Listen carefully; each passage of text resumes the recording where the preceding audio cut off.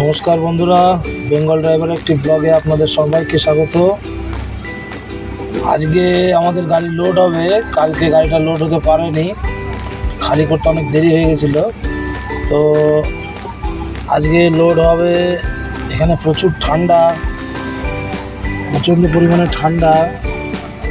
তো আমরা সকালবেলা অলরেডি রান্না চাপিয়ে দিয়েছি, আমাদের ভাতও প্রায় হয়ে গেল।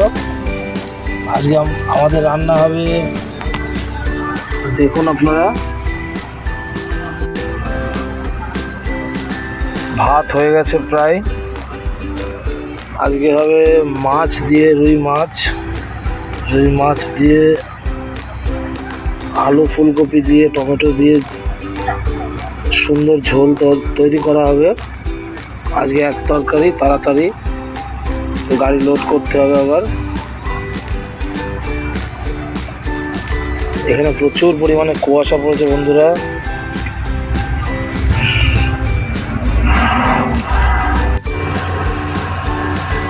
মাছটা ধোয়ার পরে এই যে হলুদ আর নুন দিয়ে কিন্তু ম্যারিনেট করে রাখতে হবে অনেক কিছুক্ষণ, তবে মাছটা ভাজলে ভালো লাগবে দেখতে।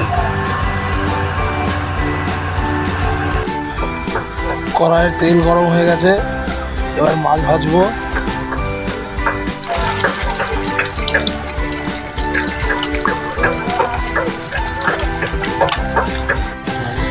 আমাদের মাছ ভাজা হয়ে গেছে, এবারে যে আলুগুলোকে ভেজে নিচ্ছি। আলু ভাজা হয়ে গেলে ফুলকপিটা ভেজে নেবো। এরপরে তরকারিতে এগুলো ভেজে না নিলে কিন্তু ভালো লাগবে না, ভেজে নিতে হবে, তারপরে তরকারির একটা সুন্দর টেস্ট আসবে। যে টেস্টটা আমরা পাবো, তোমরা পাবো।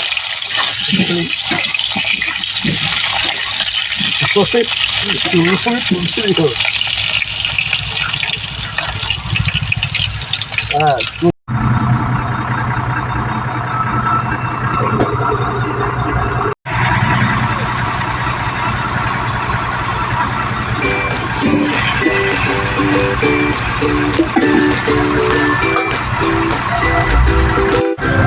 এই যে আমাদের তরকারি প্রায় ফুটছে, এবার একটু ধনেপাতা দিয়ে দেবো।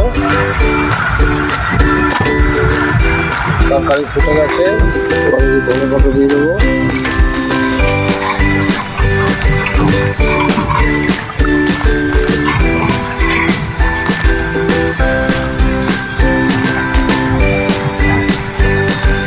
ধনেপাতাটা আগে দিলাম, কারণ হচ্ছে মাছটা তাহলে ভাঙবে না। যেহেতু তরকারিটা একটু নেড়ে চেড়ে দিতে হয়, মাছটা ভাঙবে না।